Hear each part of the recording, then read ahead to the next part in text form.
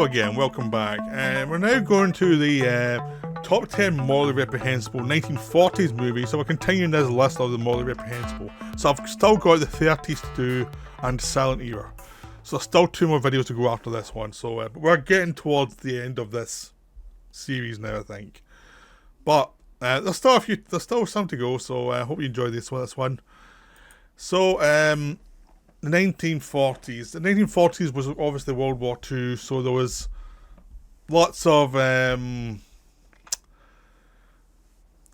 era was basically controversy for different reasons than would be in 50s or 60s or 70s. So, I'm just going to look into different ways it can be controversial in the 1940s. Right, so number 10, Suspicion, which is a Hitchcock film. It's controversial and morally reprehensible because it has Cary Grant playing the alleged killer. Or is he not? Well, he probably is. But they have to change the ending to suggest he's not at the end. But it's still, you don't really buy that.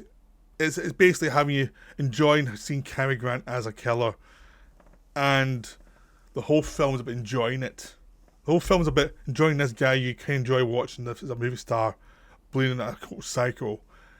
Which is something we've started to enjoy since then. I mean, if you think of Tom Cruise and Collateral, you know, everyone enjoyed watching him be a psycho. You look at all the big actors. I mean, Brad Pitt played Jesse James, who was a bit of a psycho. All the big actors like playing nutcases, but they don't get a chance to do it, so it's always nice to see when they actually get the opportunity. Some of them do it better than others, but Grant did it better than anybody because he played Cary Grant, but just a touch a little off. He also was a bit of a scumbag in Hitchcock's Notorious, but not out and out villainy like he was in this one. And you didn't have a director who was in Hitchcock in this one where he was just so enjoying putting suspicion on him. Hence the title. So, Suspicion, number 10. Number 9 is To Be or Not to Be.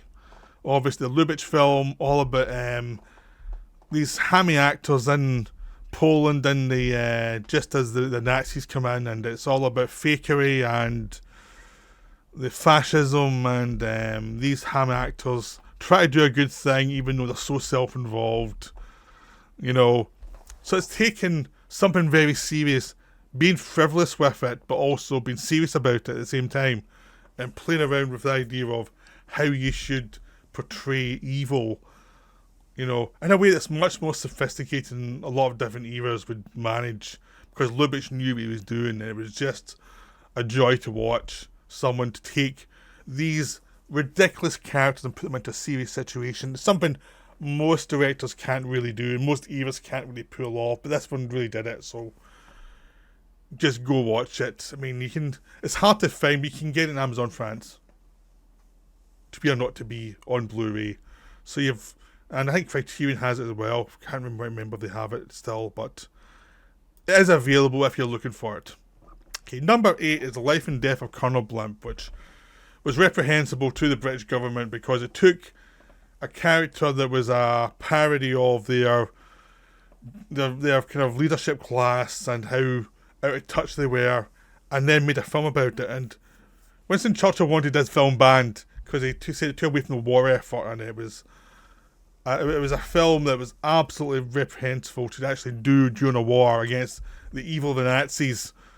So again, we have this thing of how do you approach evil that's on your doorstep. In this case, it's take the parody and then humanise it, because it's a very Life and Death of Colonel Blimp is one of my favourite films. It's a very human film about getting older. And if Churchill had actually watched the film, would have realised it's actually a tribute to these guys, but also saying you have to actually grow up and move on a little bit. And there's a sense of how aging happens to people, and how you go from one thing to another and not realise it. And just the slow stages of it, going from someone who's vital to someone who is absurd. And it's just a beautifully moving film. But made during World War II, it was also pretty brave. And Churchill did not like it one damn bit. But you should all watch this film. It's amazing. Right. Number 7 is Double Indemnity, the Billy Wilder film that had Barbara Stanwyck as a femme fatale, and this was basically the start of noir in a sense. Noir was happening, but this is a film that kind of was like, yeah, there's a woman manipulating a guy into being a chump, murders and everything else, and it's very cynical. I'm not a massive Billy Wilder fan. I mean, Saoirse Ronan is, but I'm not. But this is a really good film. This is really enjoyable and very much Wilder at his best, where to me, Wilder's better when he's lean and nasty rather than sometimes he gets too big and I don't like the films as much. But Double Indemnity is really good, and it does move towards the idea of morally complex, morally bankrupt characters being interesting and being part of the mainstream, which would pop in and out of the mainstream ever since. But this is one of the first films that really made it as like, yeah, you kind of have to do this. You've also got Preston Sturges running at the same time doing characters who are a bit morally dubious in comedies. So it was something that was happening. Okay, 6, Citizen Kane. Again, it's reprehensible for one person, which is a Hearst, who it was loosely based on, and he did a massive campaign against it to get it banned, and it failed. It became the greatest film ever made for a long time. Now it's not so much, and that's actually been good for the film, because the film had that baggage of being the greatest film ever made, when in fact it's not even Wells's best film, but it's viewed as the perfect film, and it became a thing of it encased the film badly, because it is a very good, vital film, but it's fun and enjoyable, and being the greatest film ever made is not a fun gig to have. And it so enjoys mocking power and enjoys showing the failure of success. No matter how big you are, you're still going to be depressed, you're still going to have massive problems, and it totally spits an American dream in a way that's probably more reprehensible to American cinema than taking a piss at Hearst, really. That's why it's reprehensible in some ways to the American dream, is because it spits in the face of ambition and saying, this doesn't lead anywhere. It leads just to ruin and depression. It's just things, it doesn't really mean anything. Okay, number 5 is A Canterbury Tale, another Michael Pilm, Eric Pressburger movie. This is wonderful and immoral in lots of fun ways, because it's about this guy going around dropping glue on the hair of girls in this village, and I try to figure out who did it, who's doing it, why they're doing it, and it becomes this issue in the community, and it's like, what's going on? Why is someone doing this? This is insane. What's going on? And then you have 3 people who are stopped off in the village. They weren't planned to be there, so you've got soldiers who are going back off to war. So you have the girl who's in mourning because her boyfriend was apparently killed in action, and you've the American soldier and the British soldier who are both going to go off to war, and they've got their own problems, but they are, because of time off, they're going to try and figure out who is the guy who's doing this. They eventually find it's Eric Portman, who's one of the intellectuals of the area, and you find out the reason he's doing it is actually to keep people indoors and keep people interested in things rather than just flying off and doing things. So he's got a kind of weird logic of trying to make people more sensible, but his way of doing it is really messed up. And it's, do you tell anybody, or do you just say don't do that anymore? And it's all about these 4 characters and their strange interests. So the American soldier actually knows all about wood because of his upbringing in America, and you talk to these locals about that because that's what their business is. And the British guy's an organist, and he loves organ music, and the girl's a land girl, and she's interested in lots of different things, like just interested in life. And it's slowly bit that everyone getting to know each other and actually taking time to get to know people rather than just passing by. And it's because the village is close to Canterbury, it's about them, the pilgrimage to Canterbury at the end, where people have come out of it knowing a bit more about themselves. And Portman's actually pointing out that, would you really have had this great experience if I hadn't done this? Which is true.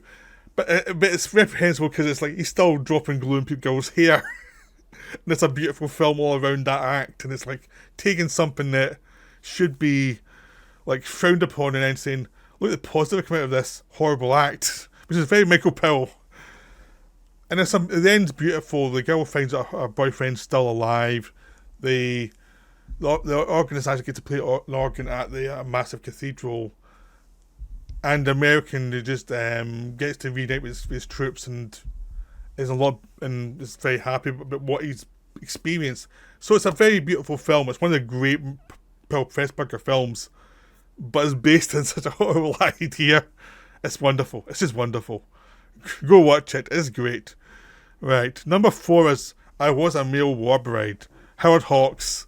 Cary Grant again in drag. Trying to get home in drag. I don't want to say much more about this, really. It's like, it's just funny because everyone's saying, oh, Some Like It Hot did this, and it's so... Even I said that, how well it did it. But Howard Hawks did it 10 years earlier with Cary Grant and bigger star than Tony Curtis or Jack Lemmon, and had a lot of fun with it, and just used it as a bit of humour about bureaucracy and what you have to do to get around bureaucracy. This is a lot of fun because it takes this idea of Cary Grant having to dress as to be the war bride to get back, to travel, and it's just really wonderful. So I've not seen this film for years, but I always remember it being hilarious, and it just been massively funny about something that humorless bureaucrats in the World War II would not find funny. So it's another one like To Be or Not to Be, and Life and Death of Colonel Blimp. This idea about some of the crazy shit that was done in the war, and even though this was made up, it still was that sense of the insanity of what goes on during a war between the fighting. Okay, number 3 is The Great Dictator. Charlie Chaplin mocks Hitler. It's reprehensible if you're a Nazi. And it's fun to bring up because it's like, everyone else has been like, Hitler's evil, Hitler's wrong.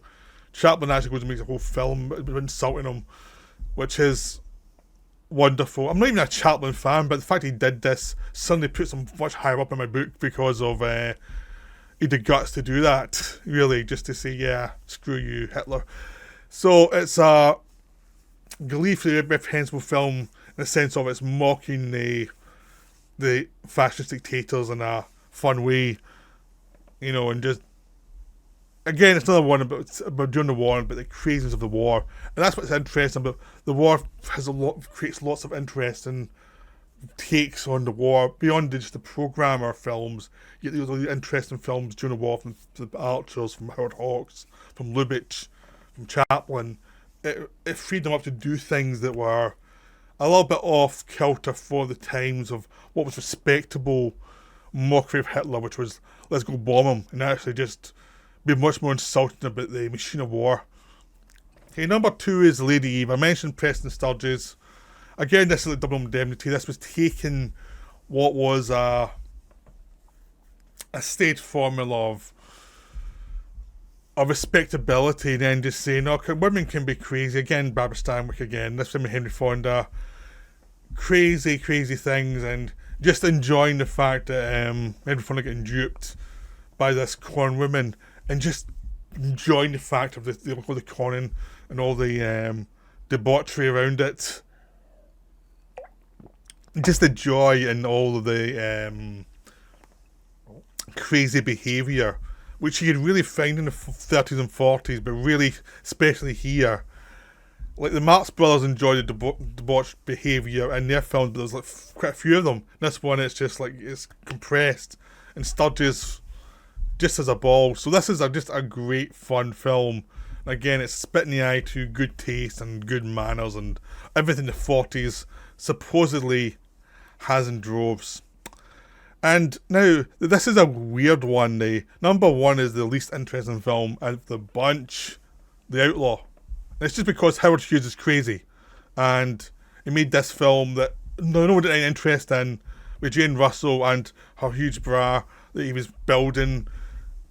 It's most and more reprehensible because he spent all this money and all this thing in a stupid film that no one cared about.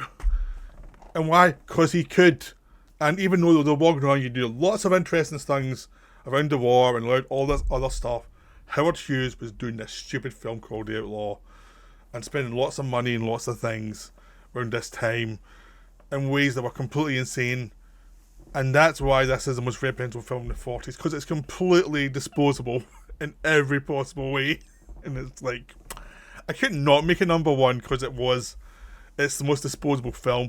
Except every other film I've listed here is viewed as a classic. And then this one's a complete throwaway. So I couldn't resist. Again, it's another film I haven't seen for years. So I can barely remember it, but just the production of it makes the most reprehensible film of the time. It's just like a hired and fired people all over the place to do a film no one cares about. You know, typical producer. I mean, Selznick did the same stuff as well. You give producers too much money and they go absolutely crazy. So that's why it's number one. So I hope you enjoyed this list. I hope you enjoyed the videos. I'll be back soon with some more like next week. So that's me for now. Bye.